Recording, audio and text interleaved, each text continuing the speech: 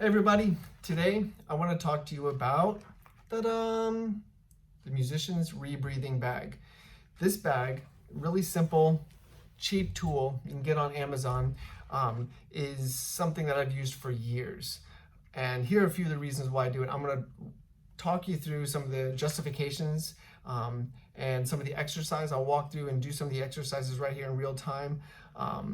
To show you how it's made a difference in my career and my brass playing. And I still use it almost every single day. So a few reasons why I do it. First, with a rebreathing bag, you can take several breaths in a row, back and back, and you're not going to get dizzy. So that's an efficiency there of your time. The second reason is that because this has a quantity, there's a visual component. This is 6 liters, and I can't quite fill the 6 liters, but it doesn't really matter that you can't really increase your capacity. The truth is that what you have is what you have, but this helps you use it better. This helps you access it better with better form. So there's a visual component. So I know that I can almost fill this, and I want to make sure I'm using that in and out every single time. And the last one would be like this opening here. When I use it, kind of gets this to be nice and free, which is kind of the form that I want to repeat when I'm playing the brass instrument. So, and before I get to doing the exercises, I do want to talk about one maybe slightly point of confusion that some people have, especially when it comes to trumpet players using a breathing bag. The argument I hear is that, well, let's not use a breathing bag because I don't use my air like that on the trumpet. There's no way I could get all my air through the instrument like I do on this. I agree that the bag doesn't 100% translate. And this is more of a tool that helps you reinforce good form of how the air comes into your body and out of your body. But I could also say that, let's say I'm a basketball player, which is really not possible because I'm like 5'8" on a good day. But if I'm a basketball player, then I would say, well, I'm never going to do bench press. I'm never going to do jump squats. I'm never going to do bicep curls because those things don't translate 100% to the basketball court.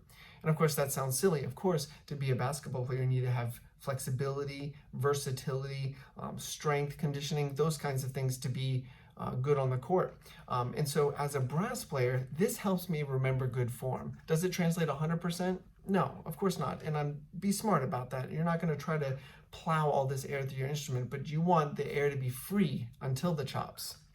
So let's talk about a few of these things. You should check out The Breathing Gym by Pat Sheridan and the late Sam Palafian. They put together a really great video series. It was a DVD a while ago. I'm not sure how you get it now. I'm sure you can find it in various media forms, but they talk in depth about how to use the body, some visualization, some stretches. So definitely check out The Breathing Gym. Back when I was in college, I would do this for 10, 20, 30 minutes at a time to really make sure I was using my body in the best way possible. But today we're just going to talk about the bag. So we're going to do 4 counts in, 4 counts out.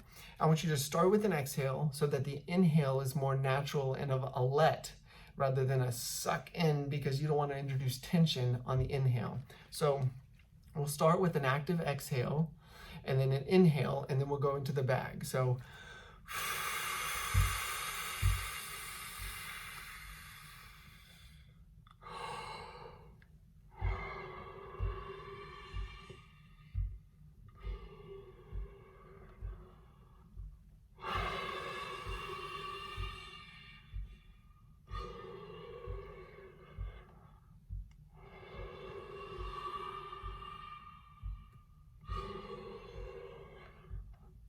So I might do that 3 or 4 times, always scanning the body, making sure that the air is coming in free without any kind of inhibitions or any kind of tension in the throat or oral cavity or chest. Everything is nice and free.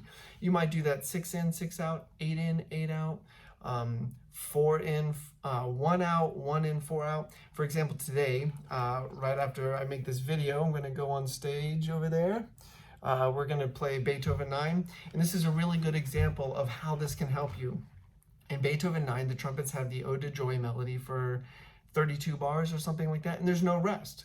So it's really important that in between those notes, when I have to take a breath, that I remember what it's like to take a quick, free breath. And so I can practice that without being in the heat of battle on my trumpet. I can practice that form by itself. So I might go 4 out, 1 in.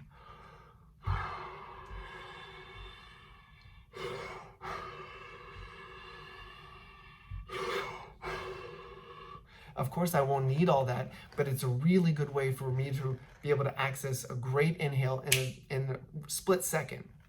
So check out the breathing gym. I really think that as brass players, as musicians, any tool that can help us make a distinction, especially if it's a cheap, simple tool, we want to get back to simplicity.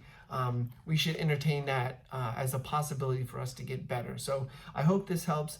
If you like this video, go ahead and subscribe at the bottom there. Thanks so much for watching.